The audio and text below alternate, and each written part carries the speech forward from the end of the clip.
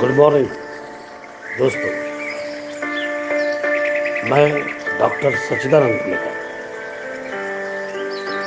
सवेरे के तारीख 13 2:37 पर आपका हार्दिक स्वागत करता हूँ। बहुत ही शांत वातावरण में मैं बुद्ध एंड धम्म, भगवान बुद्ध आणि त्यांचा धम्म, लेखक डॉक्टर भीमराव रामजी आंबेडकर, कायदे पंडित, विश्वरत्न, प्रियदर्शनी सम्राट अशोक,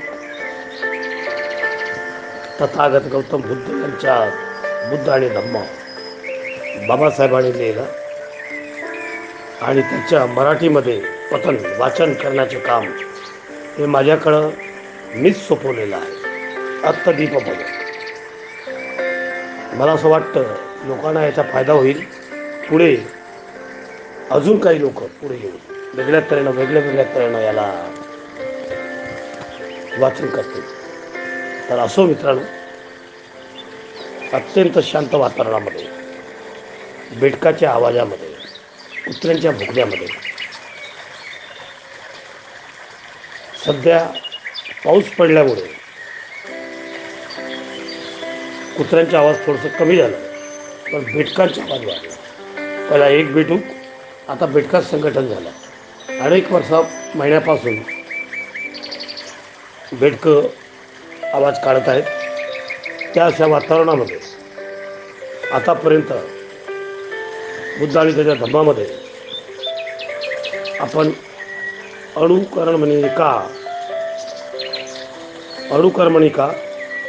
खंड 8 आपण वाचून काढले.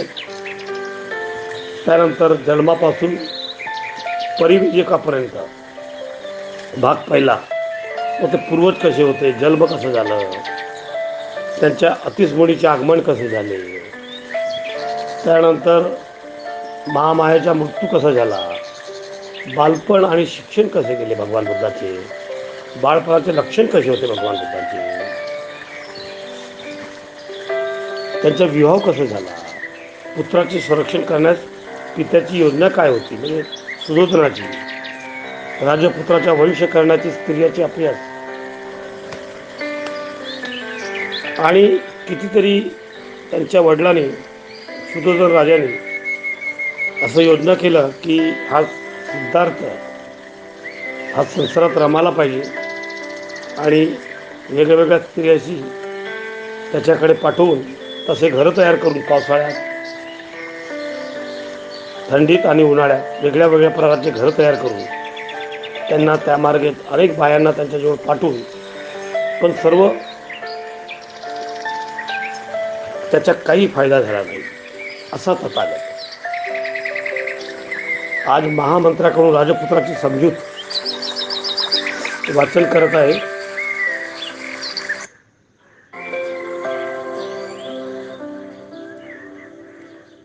चला मित्रांनो, मला मदत करा आणि शेअर करा.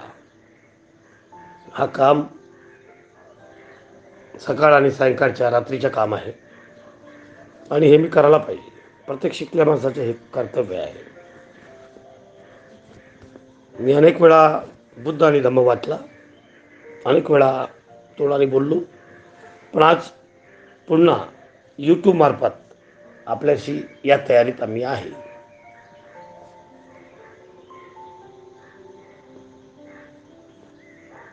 तर मी सुरू करत आहे. धन्यवाद. जय भीम. नमो बुद्धाय. नमो नाथ.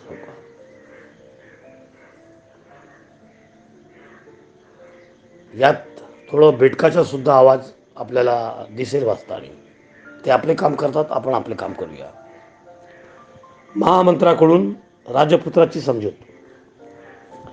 त्यात तरुण स्त्रिया अयशस्वी झाल्या आणि राजपुत्र काही त्यांच्याकडे आकर्षित झाला नाही, हे उदायतीच्या लक्षात आले. राजनीतीचे कुशल असलेले उदाईने स्वतःच शेवटी राजपुत्राशी बोलण्यास ठरविले. राजपुत्रास एकांतात भेटून उदाई त्यांना म्हणाला, आपला एक अनुरूप मित्र म्हणून ज्या अर्थी राजाची माझी नेमणूक केली आहे, त्या अर्थी अंतःकरणपूर्वक मित्रभावनेने तुमच्याशी बोलण्यात माझी इच्छा आहे. असे म्हणून उदासीने सुरुवात केली. जे अहितकारक आहे त्यांच्यापासून परावृत्त करणे, जे हितकारक आहे ते करण्यास प्रवृत्त करणे, संकटकाळी सोडून न जाणे ही मित्राची 3 लक्षणे आहेत. मित्रत्वाचे अभिवचन दिल्यानंतर पुरुषार्थापासून तुम्हाला दूर जात असताना पाहून मी त्याकडे दुर्लक्ष करणे म्हणजे मी मित्रत्वाला पारका झालो असे होईल. वरवरच्या मनाने सुद्धा स्त्रियाशी संबंध जोडणे हे योग्यच आहे. त्यामुळे मनुष्याचा संकोची जातो व त्याचे रंजनी होते. आदरपूर्वक वागणूक व तिच्या इच्छेची परिपूर्ती या 2च गोष्टींनी स्त्रियाचे हृदय प्रेमात बांधले जाते. निसंदेश सद्गुण देखील प्रेमाचे कारण असतात, कारण स्त्रीला आदरभाव आवडतो. मग हे विशाललास तुम्ही वरवरचे प्रेम दाखवायचे देखील प्रयास नाही का करणार? विनय हा स्त्रियाच्या औषधाप्रमाणे सुखकर वाटतो. विनय हा त्यांचा एक अलंकार आहे. विनयापासून सौंदर्य हे पुष्पविहित उदानासारखे आहे. पण केवळ विनयाचा काय उपयोग? त्यांच्याबरोबर हृदयातील भावनेचीही जोड असली पाहिजे. मोठ्या कष्टाने प्राप्त होणारे कामभोग तुमच्या मुठीत आहेत. मग खात्रीने तुम्ही त्यांचा तिरस्कार करणार नाही का? काम हाच सर्वप्रथम पुरुषार्थ असे मानून प्राचीन काळी इंद्राने गौतम ऋषीची पत्नी अहल्या हिच्या प्रियाधन केले. अशाच प्रकारे अगस्ती ऋषी सुद्धा सोमाची पत्नी रोहिणी हिच्याशी रममान झाला आणि स्तुती सांगतात की लोपमुद्रेची ही तोच गत झाली. महान तपस्वी बृहदस्ताने ओत्याची पत्नी ती मरुताची कन्या ममतेला भोगून भारद्वाजाला जन्म दिला. चंद्राने उरस्तीची पत्नी ती चंद्रास अर्धप्रदान करीत असताना तिला ग्रहण करून दिव्य बुद्धाला जन्म दिला. अशाच प्रकारे प्राचीन काळी विषायुक्त झालेल्या पराशरूपिणीने सुद्धा यमुना नदीच्या काठी वरुणाच्या मुलाची मुलगी कुमारी काली हिच्याशी सहवास केला. कामातूर वशिष्ठ ऋषीने अक्षमाला नावाच्या एका खालच्या जातीतील हीन स्त्रीशी रत होऊन कंपी जलाद नावाच्या पुत्रास जन्म दिला आणि वार्धक्याने कथिलघात झालेल्या असताना राजश्री ययाती हा चैत्ररथ बनत विशाखी अप्सरेबरोबर रममान झाला आणि पत्नीशी संभोग केल्याने आपल्यावर मृत्यू ओढवेल हे जाणत असून सुद्धा कौरव नरेश पांडू माद्रीच्या सौंदर्य आणि गुणावर मुग्ध होऊन विशेष सुखाच्या अधीन झाला. यासारख्या अनेक महान पुरुषाच्या देखील सुखासाठी निंदनीय कामभोगाचा अवलंबन केला. तर मग हे भोग प्रशंसनीय आहेत अशाचा अवलंबन करणे यात दोष कसला हवा? आणि हे असताना देखील तुमच्यासारख्या शक्ती तारुण्य सौंदर्य संपन्न युवकाने ज्या सुखाची अधीन सर्व जग आहे आणि ज्या सुखावर स्वभावताच तुमचा हक्क आहे, त्या सुखाची उपेक्षा करावी हे आश्चर्य आहे.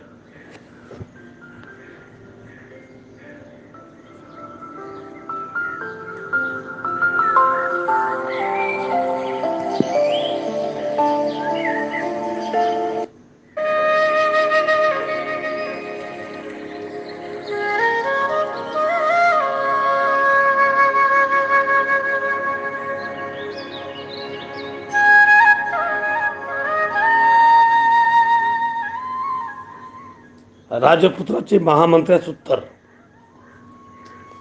पवित्र परंपरेने समर्थिलेला व योग्य वाटणारी महामंत्र्याची ही वचने ऐकून मेघ गर्जनेसारख्या आपल्या आवाजात राजपुत्राने उत्तर दिले. माझ्याबद्दलचा स्नेहभाव व्यक्त करणारी तुमची ही भाषा तुम्हाला योग्यच आहे, परंतु तुमची चूक कुठे होत आहे हे मी तुम्हाला पटवून देईन. मी ऐहिक विषयाची अवहेलना करीत नाही. सर्व सृष्टीतील प्राणी मात्र त्यात गुरफटलेला आहे हे मला माहीत आहे, पण हे सर्व जग अनित्य आहे याची जाणीव असल्यामुळे माझे मन त्यात रमत नाही. जरी हे स्त्री सौंदर्य कायम राहणारे असते तरीसुद्धा विषय भोगापातच आनंद मानून राहणे शून्य माणसाच्या शोभणार नाही. आणि जरी तुम्ही म्हणत असले तरी थोर महात्मेसुद्धा विषय वासनेला बळी पडले तरी त्यांच्या या उदाहरणाच्या प्रमाण मानता येत नाही, कारण त्यामुळे शेवटी त्यांचा नाशच झालेला आहे. जेथे सर्वनाश आहे आणि जेथे ऐहिक विषयाचा मोह आहे अथवा जिथे आत्मसंयमाचा अभाव आहे, अशा ठिकाणी खरी महानता असूच शकत नाही. आणि स्त्रियाशी वर करणे प्रेम करून वागावे, आणि जेव्हा तुम्ही म्हणता तेव्हा ते वर करणे प्रेम जरी आदरपूर्वक असेल तरी मला त्याची गोडी वाटत नाही. जेथे खरेपणा नसेल तेथे स्त्रीची इच्छापूर्ती करतानाही मला मुळीच आवडणार नाही. जर माणसाचे मन त्या संयोगात नसेल तर त्या संयोगाचा धिक्कार असो असेच मी म्हणेल. जेथे मन विषयाधीन झाले असेल तेथे मिथ्यात्वावर विश्वास असेल, असे असीम आत्मस्तिकी असेल. आणि जेथे विषयवस्तूचे दोष न पाहणारे मन असेल तर मग अशी स्वतःची वचना करून घेण्यात काय अर्थ आहे. आणि विषय वासनेचे बळी जर एकमेकांनी फसवणूक करू लागले तर ते पुरुष स्त्रियांनी त्यांच्याकडे बघावे यासाठी देखील अपात्र नाहीत काय. आणि त्या स्त्रिया या योग्यतेने नाहीत काय की त्यांच्यामुळे कडे पुरुषांची बघू सुद्धा नये. एकमेकाकडे पाहण्याचेही अपात्र आहेत असेच नाही का. कारण या गोष्टीचे असंच आहे. मला खात्री आहे की अशा विषय भोगाच्या कुमार्गाकडे तुम्ही मला घेऊन जाणार नाही. राजपुत्राच्या या धूळ संकल्पाने उदाई निरुत्तर झाला आणि त्याने सर्व वास्तवतेच्या पित्याला राजा सुधोधनाला निवेदन केले. आपल्या पुत्राचे मन सर्व प्रकारच्या विषय भोगापासून परावृत्त असल्याने जेव्हा सुधोधनात समजले तेव्हा त्याला त्या सबंध रात्री झोप लागली नाही. हृदयात बाण रुतल्याचे हत्तीसारखे तो विरडत राहिला. राजपुत्र सिद्धार्थाला भोगमय जीवनाच्या चुकाकडे आकर्षित करण्याचा मार्ग शोधण्यासाठी व त्याच्या जीवनात ज्या प्रकारची कलाटणी मिळण्याचा संभव होता त्यापासून त्याला परावृत्त करण्याची राजा सुधोधनाने आपल्या मंत्र्यासह विचार करण्याचा पुष्कळ वेळा खर्च केला. पण आतापर्यंत योजलेल्या उपायाखेरीज दुसरा कोणताही उपाय त्यांनी सुचला नाही आणि त्यांच्या पुष्पमाळा आणि अहंकार व्यर्थ करणार ठरले. त्याचे हावभाव व लाडीगोडी निफट ठरली. असे आपल्या रक्तिभाव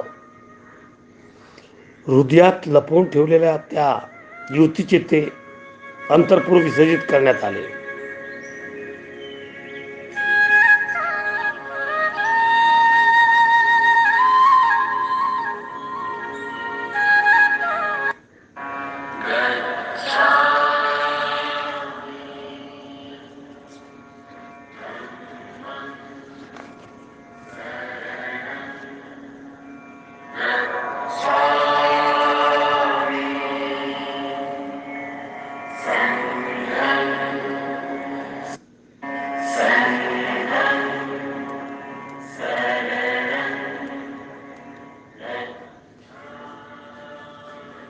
साख्य संघात प्रवेश. साख्याचा स्वतःचा एक संघ होता. वयाची 20 वर्ष झाल्यावर प्रत्येक साख्य तरुणास संघाची दीक्षा घ्यावी लागत असे व संघाचे सभासद व्हावे लागे. सिद्धार्थ गौतमाच्या 20 वर्ष पूर्ण झाली होती. संघाची दीक्षा घेऊन त्याने सभासद होण्यात ते योग्य असे वय होते. साख्याचे एक सभागृह होते. त्याला ते संतागार म्हणत. ते कपिलवस्तू नगरात होते.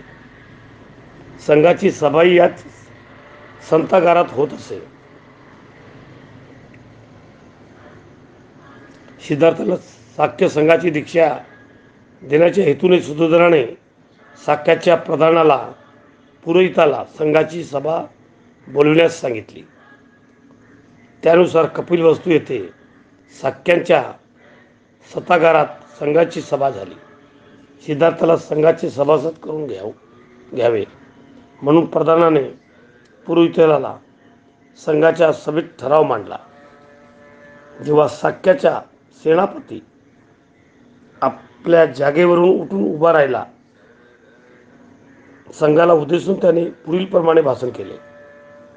साख्य वंशातील सुधोधनाच्या कुळात जन्मलेला सिद्धार्थ गौतम संघाचा सभासद होऊ इच्छितो.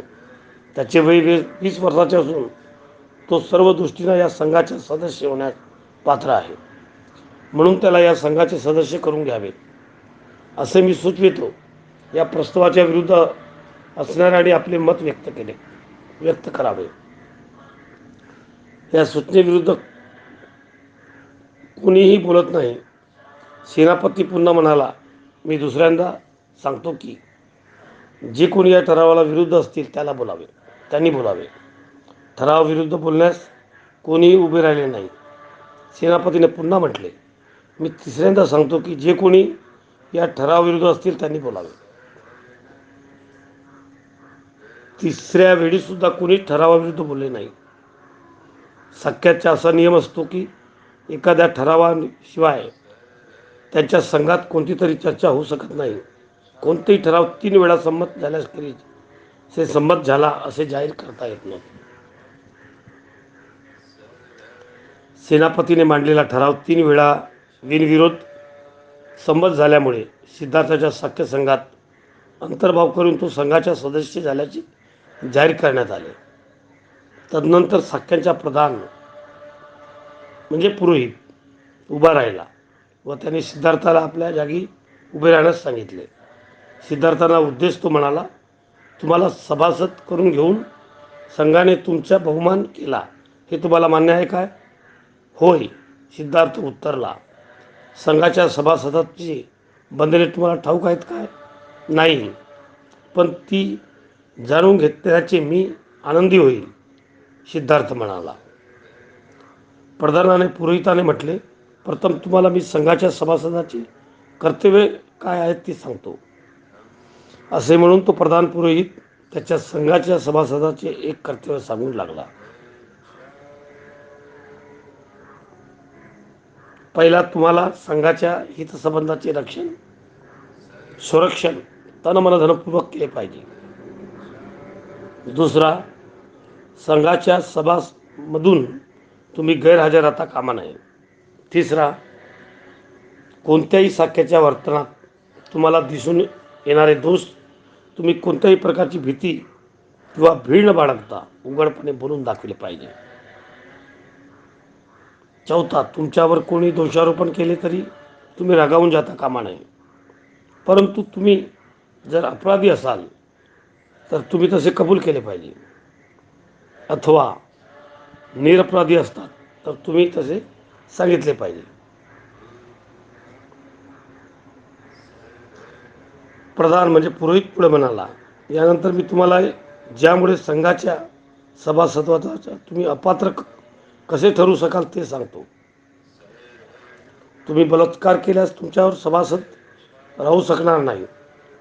तुम्ही कोणाचा खून केल्यास संघाचे सभासद तुम्ही राहू शकत नाही. तुम्ही चोरी केली तर संघाचे सभासद तुम्ही राहू शकत नाही. तुम्ही खोटी साक्ष दिल्यास तुमच्यावर आरोप सिद्ध झाला तर तुम्ही संघाचे सभासद राहू शकणार नाही. सिद्धार्थाने म्हटले, महोदय, साख्य संघाच्या शिस्त पाळण्याचे नियम मला सांगितल्याबद्दल मी आपला आभारी आहे. मी त्या नियमाचे त्यांचे शब्द व आयताचे पालन करण्याचा अधिकाधिक प्रयत्न करेन अशी मी आपणास खात्री देतो.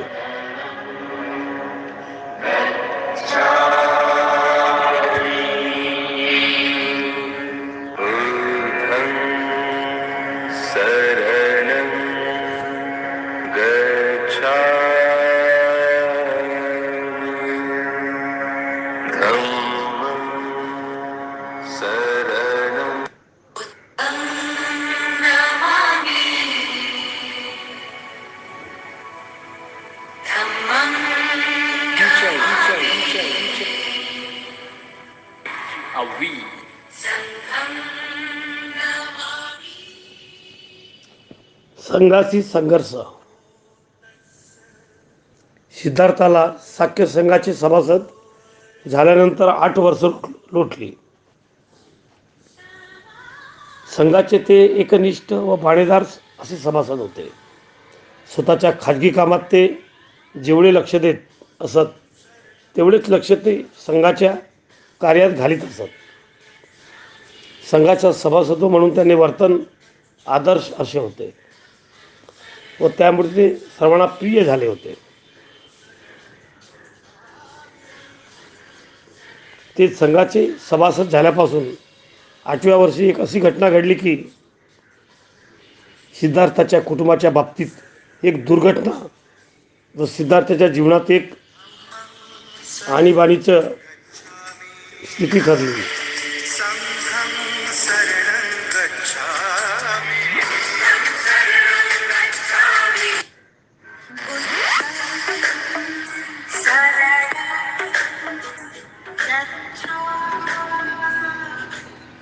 या दुःखनीतीचा आरंभ असा आहे.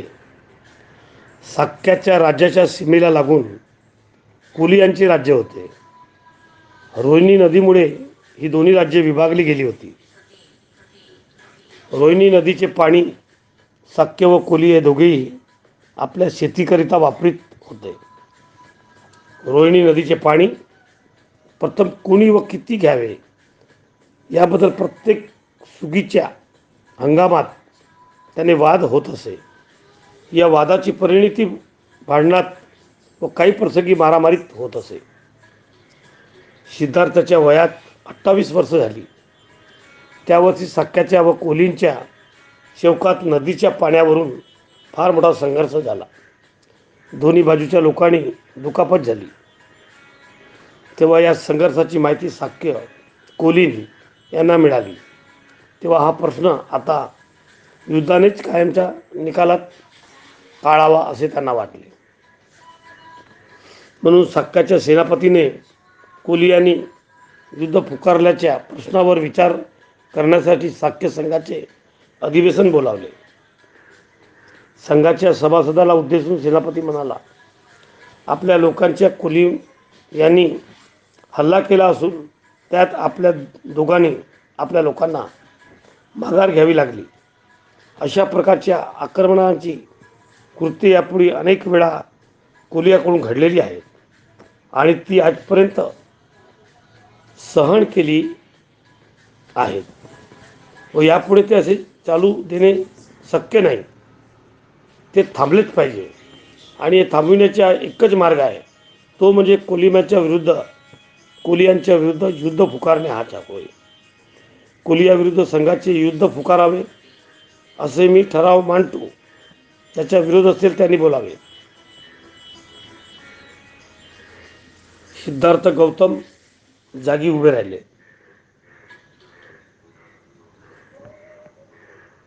आणि म्हणाले, या ठरावाला माझा विरोध आहे.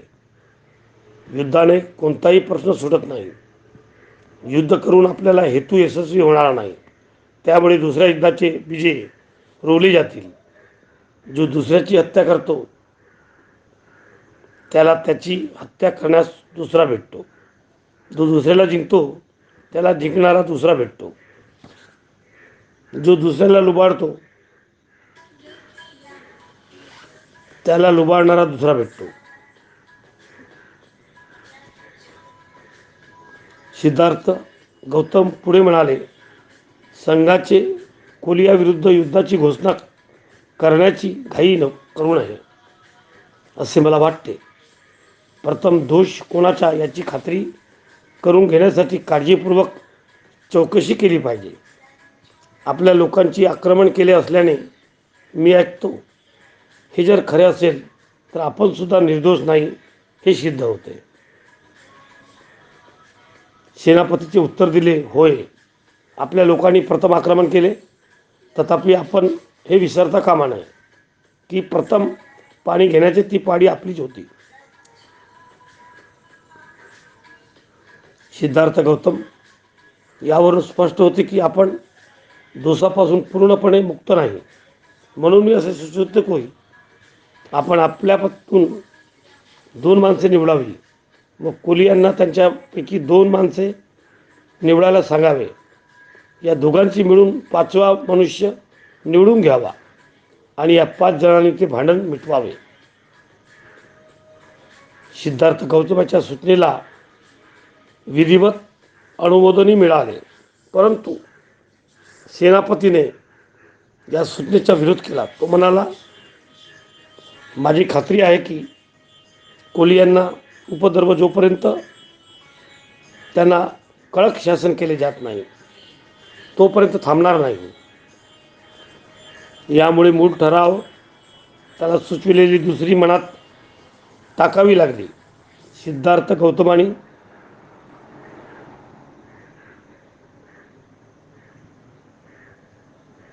सुचविलेले दुसरी प्रथम मतास टाकण्यात आली.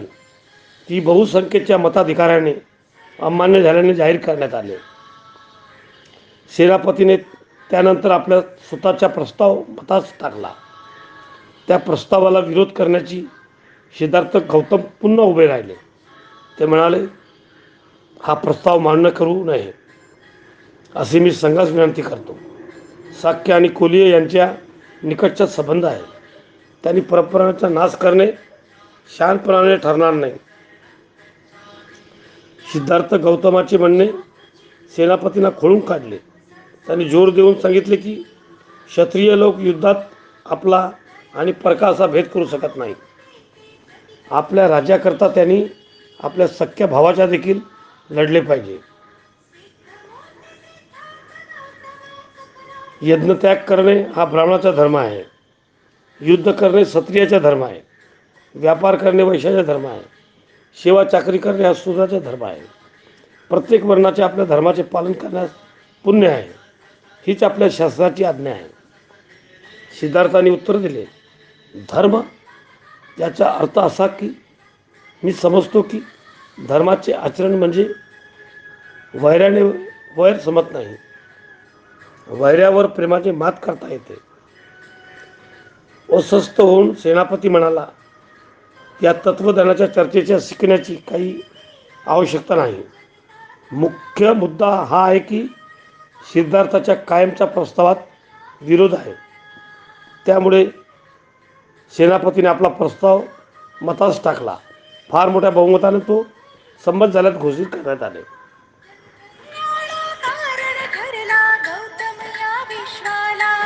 अत्याचारी बलशाली नमिले पवित्र पुण्य विहारी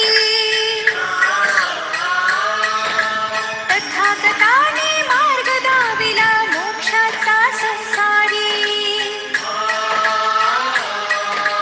बुद्ध धर्म जगताला प्रेरक बुद्ध चे तारणहारी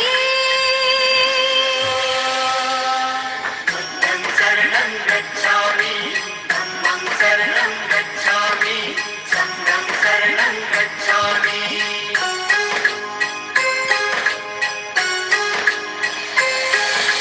बुद्धं शरणं गच्छामि धम्मं शरणं गच्छामि संघं शरणं गच्छामि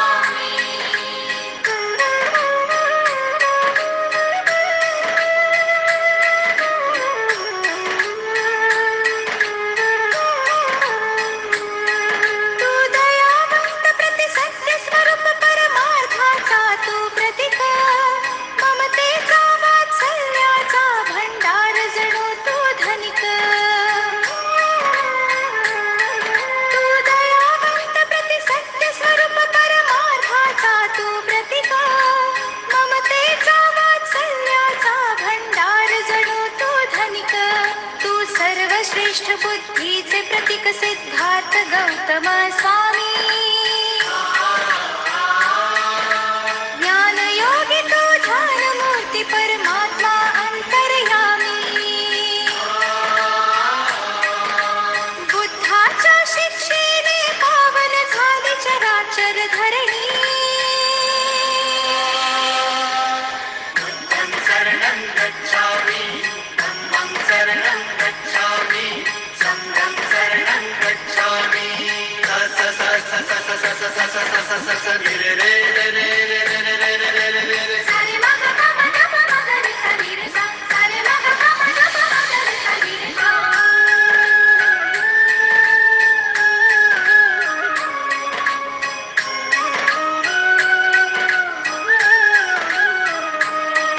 या जीव सृष्टीतील हर प्राण्याचा एक तुझी आधार म्हणून सृष्टी विध्वंसाचा तू केलासी प्रतिकार या जीव सृष्टीतील हर प्राण्याचा एक तुझी आधार म्हणून सृष्टी विध्वंसाचा तू केलासी प्रतिकार तव उपदेशाने दानव ही जाहले देव समान सुखराज पाठ सोडून झाले तव शिष्य कैक राजन तू गर्भहरण कित्येकाचे केले केवळ वदनाने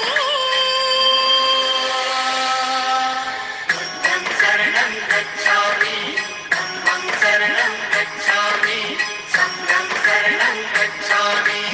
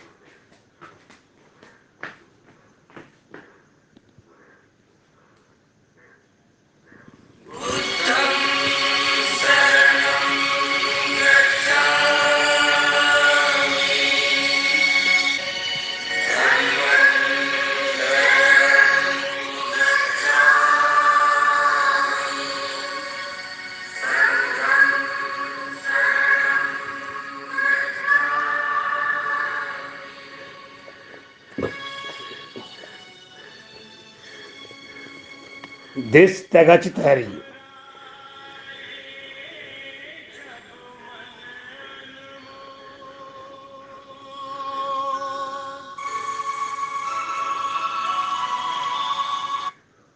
देश त्यागाची तयारी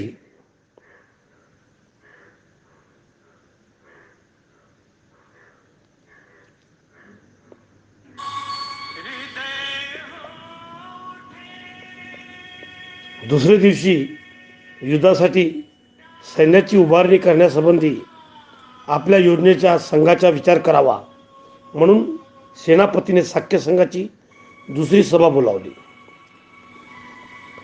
संघाची सभा भरल्यावर कोली आणि युद्ध करण्यासाठी 20 ते 50 वर्ष वयाच्या प्रत्येक साख्य पुरुषाचे सैन्यात दाखल व्हावे अशी घोषणा करण्यास संघाने मला परवानगी द्यावी असा सेनापतीने ठराव मांडला. संघाच्या अगोदरच्या सभेत ज्यांनी युद्धाची घोषणा करण्यास बाजूने मत प्रदर्शित केले होते व ज्यांनी त्याविरुद्ध मत दिले होते अशा दोन्ही बाजूकडचे लोक या सभेत उपस्थित होते. ज्यांनी युद्ध पुकारण्याच्या बाजूने अनुकूल मत प्रदर्शित केले होते त्यांना सेनापतीचा ठराव स्वीकारण्यात काही एक अडचण नव्हती. त्यांच्या अगोदरच्या निर्णयाचा तो स्वाभाविक परिणाम होता. परंतु त्या अल्पमतवाद्यांनी त्या निर्णयाविरुद्ध मत व्यक्त केले होते. त्यांच्यापुढे प्रश्न निर्माण झाला होता. त्यांच्यापुढे प्रश्न होता, बहुमतांच्या पुढे नमावे की नमू नये. अल्पमतवाल्यांनी निश्चय केला होता की बहुमतवाल्यांचे पुढे नमायचे नाही. याचे कारणामुळे सभेत उपस्थित राहण्याची त्यांची निर्णय घेतला होता. दुर्दैवाने त्यांच्यापैकी कुणालाही असे उघडपणे सांगायचे मनोधैर्य नव्हते. कदाचित त्यांना बहुमतवाल्यांचा विरोध करण्याची होण्याची परिमाणाची जाणीव असावी. जेव्हा सिद्धार्थाने पाहिले की आपणास पाठिंबा देणारे मौन धारण करून बसले तेव्हा ते उभे राहिले व संघात उद्देशून म्हणाले, मित्र हो, तुम्हाला जे वाटते ते तुम्ही करा. तुमच्या बाजूला बहुमत आहे. परंतु मला देखील खेदाने म्हणावे लागते आहे की सैन्य भरतीच्या तुमच्या निर्णयाला मी विरोध करते. मी तुमच्या सैन्यात दाखल होणार नाही आणि मी युद्धात भाग घेणार नाही. सिद्धार्थ गौतमाचा उत्तर देताना सेनापतीने म्हटले, संघाचे सदस्य होताना तुम्ही घेतलेल्या शपथेची आठवण करा. तुम्ही त्यापैकी एक जरी शपथेचा भंग केला तर तुम्हाला लोकांनिंदेच्या तोंड द्यावा लागेल. सिद्धार्थाने उत्तर दिले, होय, मी माझ्या तन्मत धराने साख्यांचे हितरक्षण करण्यासाठी वचनबद्ध आहे. पण हे युद्ध साख्यांच्या सुहिताचे आहे असे मला वाटत नाही. साख्याच्या सुहितापुढे मला लोकनिर्मित पर्वा नाही. कोलियांबरोबर सतत तंटा करीत राहण्याचे कारणावरून साख्य हे कौशलधिपतीच्या हत्तीचे खेळणे बनले आहेत. याची आठवण करून देऊन सिद्धार्थाने संघाच्या सावधगिरीचा इशारा दिला. ते म्हणाले की युद्ध साख्य संघाला आणखी दुर्बल बनवतील. हे समजणे कठीण नाही काय? कठीण नाही की कौशलराजाने हे युद्ध साख्याचे स्वातंत्र्य अधिकाधिक हरण करण्यासाठी आणखी एक सरळ कारण निर्माण करून देईल.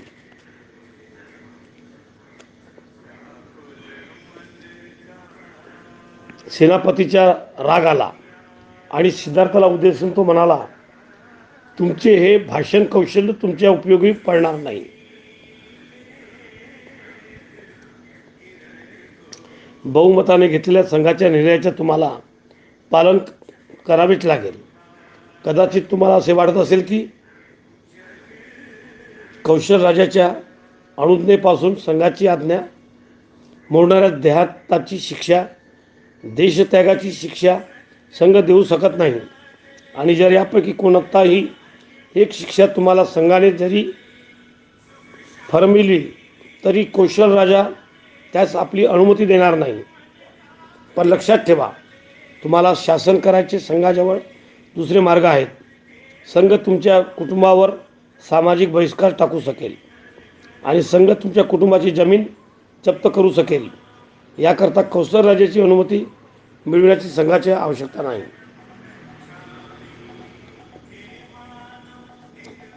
कोली यांच्या युद्ध करण्यास संघाची योजना विरोध करेल.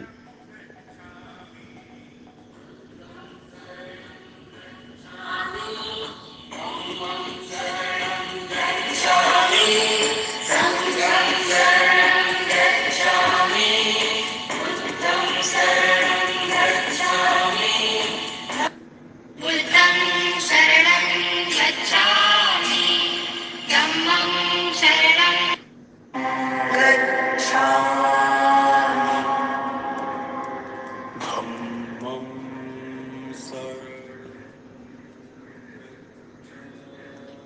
कोलियांशी युद्ध करण्याच्या संघाच्या योजनेला विरोध करीत राहण्यामुळे दुष्परिणाम भोगावे लागतील याची सिद्धार्थाला जाणीव झाली. त्याने 3 पैकी 1 पर्यायाला निवड करावी लागली. पहिला, सैन्यात दाखल होऊन युद्धात सामील होणे. दुसरा, देहांत शासनाच्या अथवा देशत्यागाची संमती देणे. आणि तिसरा, आपल्या कुटुंबावर सामाजिक बहिष्कार ओढवून घेऊन त्यांच्या मालमत्तेची जप्ती होऊ देण्यास तयार होणे. पहिला पर्याय न स्वीकारण्याबद्दल त्यांच्या निर्धात होता. तिसऱ्या पर्यायाविषयीचा विचारच त्यांना असह्य झाला. या स्थितीत त्यांचा दुसरा पर्याय अधिक योग्य वाटला. त्यानुसार सिद्धार्थ संघाला उद्देश म्हणाले, कृपा करून माझ्या कुटुंबांना शासन करू नका. सामाजिक बहिष्काराच्या आपत्तीला लुटून त्यांना दुःख देऊ नका. त्यांच्या उपजीवेची एकमेव साधन असलेली त्यांची स्थिती हिरावून घेऊन त्यांना उपासमार करू नका. ते निरपराध आहेत. अपराधी मीच आहे. माझ्या अपराधाची शिक्षा मला एकट्यालाच भोगू द्या.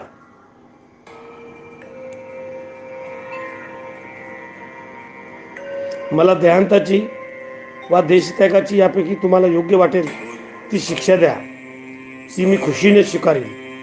याविषयी कौशल दिग्वाकडे मी मुळीच याचना करणार नाही याचे मी आपणास अभिवचन देतो.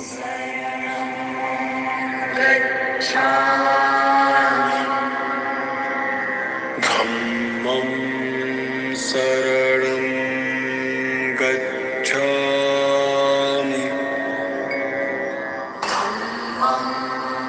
शरणं गच्छामि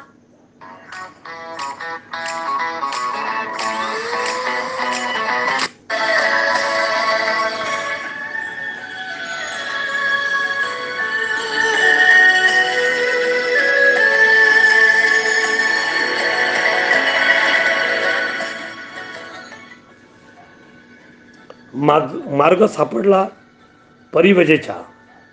सेनापती म्हणाला, तुमचे म्हणणं मान्य करणे कठीण आहे. कारण जरी तुम्ही देहांताची किंवा देशत्यागाची शिक्षा भोगण्यास स्वेच्छेने तयार झाले तरी ही गोष्ट कौशल दिखापतीस समजणारच आणि तो असाच निष्कर्ष काढेल की ही शिक्षा संघानेच दिली आहे आणि त्यामुळे तो संघाचा जाब विचारेल. सिद्धार्थ गौतम म्हणाले, हीच जर अडचण असेल तर मी एक मार्ग सुचवितो. मी परिवाजक होतो आणि हा देश सोडून जातो. तो एक प्रकारचा देशत्यागच होय. सेनापतीला वाटले की हा एक चांगला मार्ग आहे. तथापि सिद्धार्थाला हा मार्ग कृतीत उतरविता येईल किंवा काय याबद्दल त्यांना उद्यापही शंका होती. म्हणून सेनापतीने सिद्धार्थाला विचारले, तुमच्या आईवडिलाची आणि पत्नीची संमती घेतल्यापासून तुम्हाला परिवाजक कसे होता येईल? आपण त्यांची संमती मिळविण्याचा आटोकाट प्रयत्न करू असे सिद्धार्थाने संघाचे अभिवचन दिले. आणि ते म्हणाले, त्यांची संमती मिळो वा न मिळो, हा देश त्वरित सोडून जाण्याची मी तुम्हाला वचन देतो.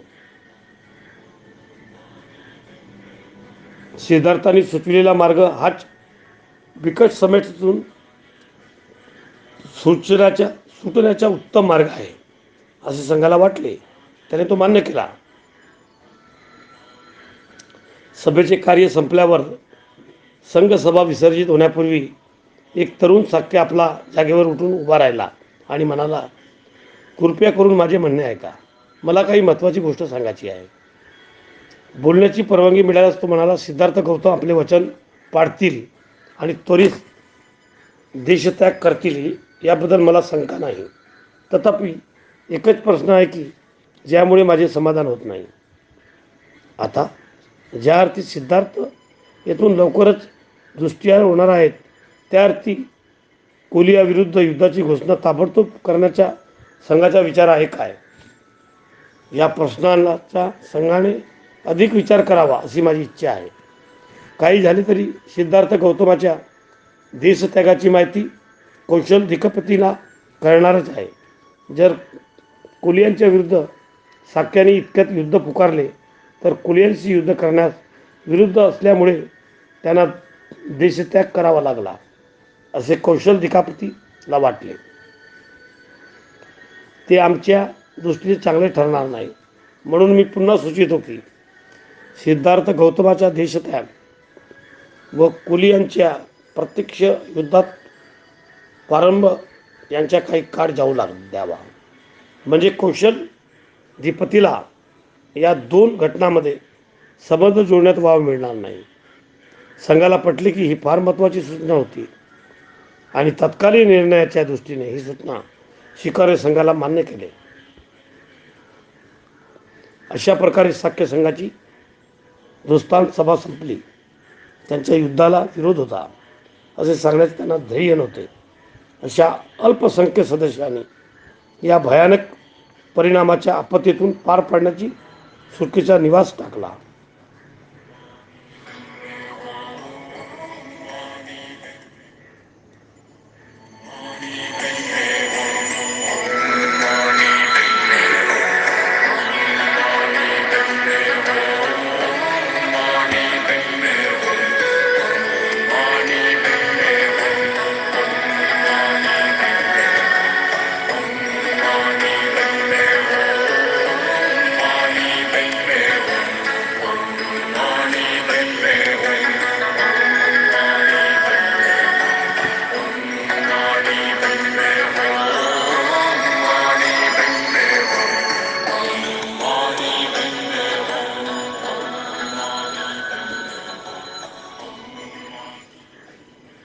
निरोप.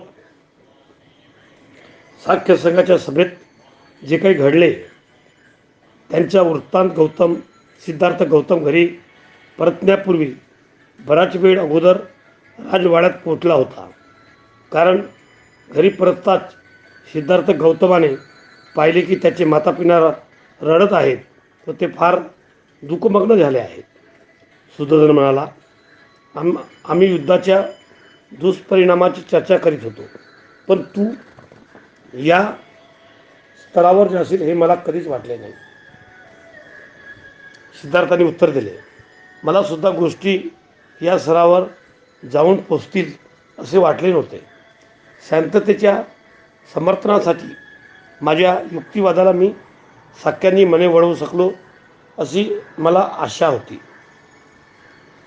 दुर्दैवाने आपल्या सेनाधिकाऱ्यांनी आपल्या लोकांच्या भावना अशा काही चेतावल्या होत्या की माझ्या म्हणण्याचा त्यांच्या काही एक परिणाम झाला नाही. तथापि मी परिस्थितीला अधिक बिघडवण्यापासून कसे सावरून धरले हे आपल्या लक्षात आले असेलच. सत्य आणि न्याय यापासून मी परावृत्त झालो नाही आणि सत्याला आणि न्यायाला मी पुरस्कार केल्यामुळे जी काही शिक्षा करण्यास येणार होती ती मी माझ्या स्तरावर ओढून घेण्यात यशस्वी झालो.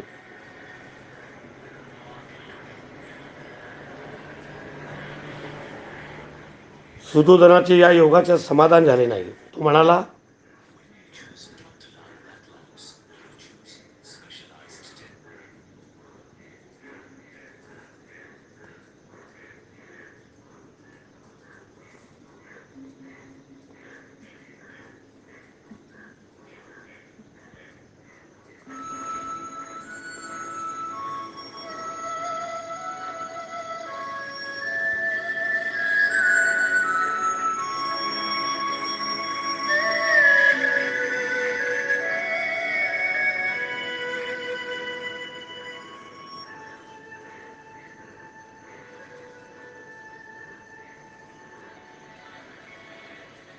सुधोधनाने या योगाने समाधान झाले नाही. तो म्हणाला, आमचे काय होणार याचा तू विचार केला नाहीस, पण मी याचे कारणामुळे परिवाजक होण्यास स्वीकारले.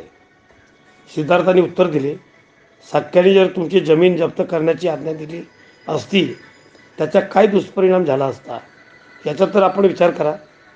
पण तुमच्याशिवाय आम्हाला या जमिनीचा काय उपयोग आहे? सुधोधन म्हणाला, सगळ्या कुटुंबानेच हे साक्याचे जनपद सोडून देशाबाहेर का जाऊ नये असेही म्हणाला.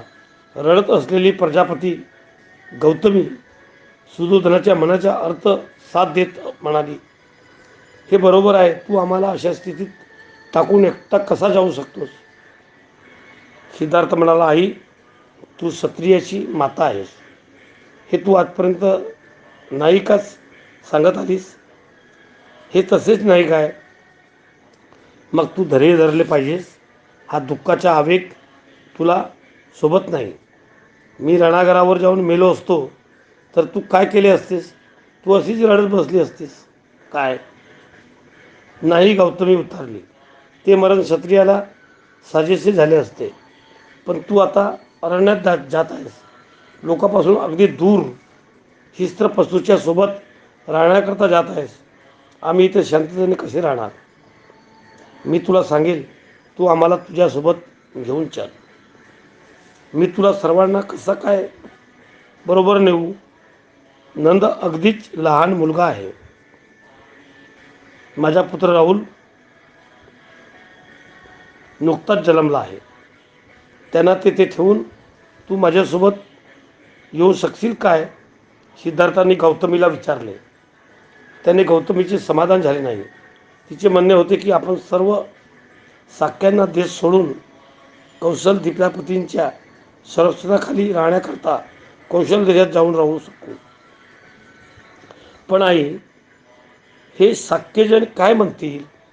सिद्धार्थाचे प्रश्न केला व ते म्हटले, याला देशद्रोह नाही का समजणार? शिवाय आपल्या परिवजेचे कारण कौशल देखापती समजेल असे मी वाचेने आणि कृतीने काही करणार नाही असे मी वचन दिले आहे.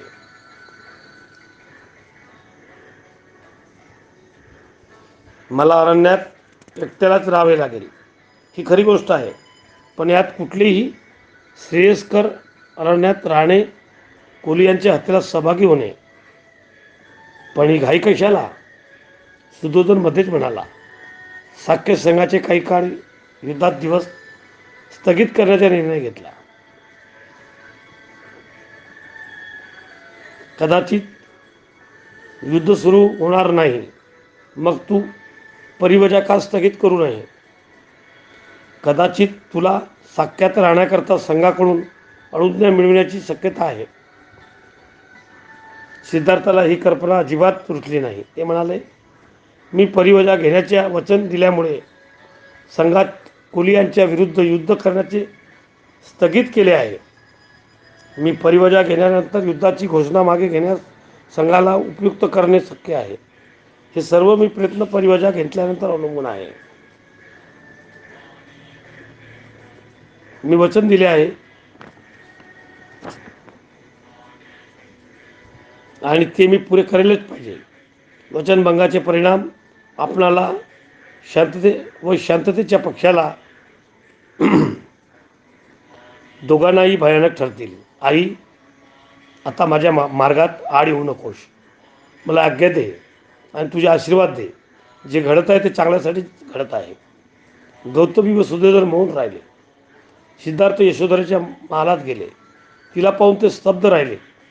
काय बोलावे ते कसे बोलावे हे त्यांना सुचेनासे झाले. यशोधरेने स्तब्धता भंग केली. ती म्हणाली, कपिलवस्तू येथे संघाच्या सभेत काय घडले ते सर्व मला समजले आहे. सिद्धार्थांना विचारले, यशोधरे, मला सांग, परिवजा घेण्याच्या माझ्या निश्चयाबद्दल तुला काय वाटते? सिद्धार्थाला वाटले की ती मूर्छित होऊन पडेल, पण तसे काही झाले नाही. आपल्या भावनावर पूर्णपणे नियंत्रण ठेवून ती उत्तरली, मी आपल्या जागी असते तरी आणखी दुसरे काय करू शकले असते? कुलियाविरुद्ध युद्ध करण्यात कामी मी निश्चितपणे भागीदार झाले नसते. आपला निर्णय हा योग्य निर्णय आहे. माझ्या आपणाला अनुमती आहे आणि पाठिंबाही आहे. मी सुद्धा आपल्याबरोबर परिवजा घेतली असती. मी परिवजा घेत नाही याचे एकच कारण, मला राहुलचे संगोपन करायचे आहे. असे झाले नसते तर फार बरे झाले असते. पण आपण धीट सूर बनून प्राप्त परिस्थितीला तोंड दिले पाहिजे.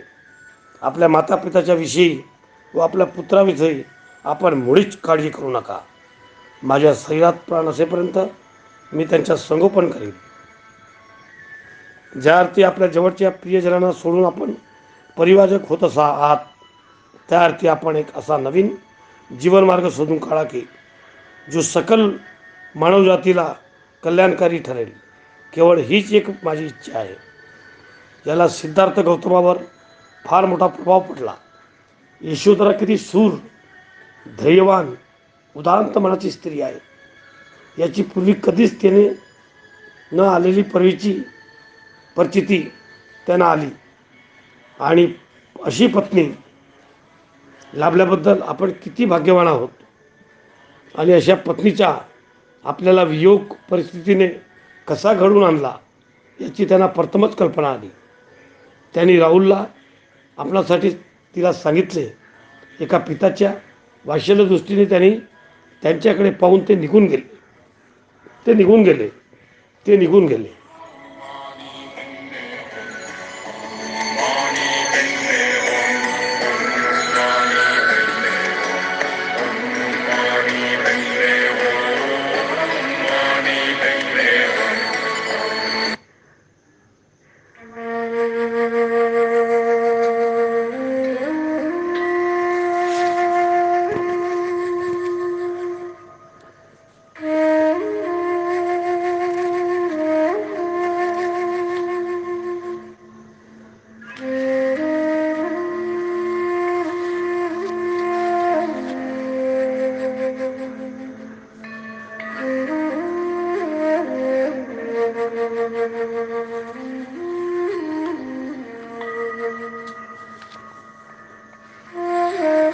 मित्रांनो,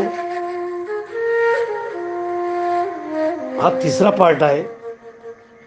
आपण एकूण 8 भाग वाचणार आहोत. त्यापैकी आज आपण कुठल्याही परीने पहिला भाग पूर्ण करणार आहोत. पूर्ण पुस्तक वाचताना आपला हा महिना जाण्याची शक्यता राहील, पण आपण ते करणार आहोत. आपण प्रयत्न करतो प्रत्येक दिवशी 3 तास कसं वाचता येईल. तर धन्यवाद मित्रांनो. तुम्ही ऐकावं आणि श्रेय द्यावं आणि शेअर करावं.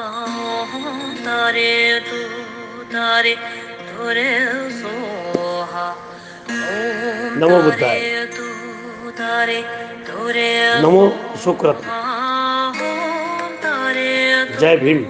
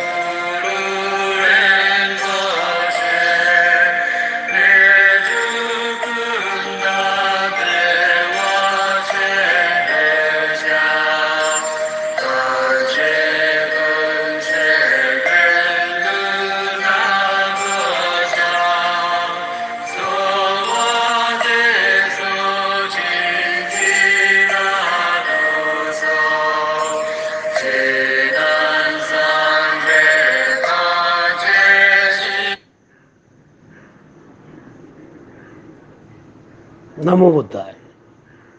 लगेच भेटू दुसऱ्या चौथ्या पार्टमध्ये.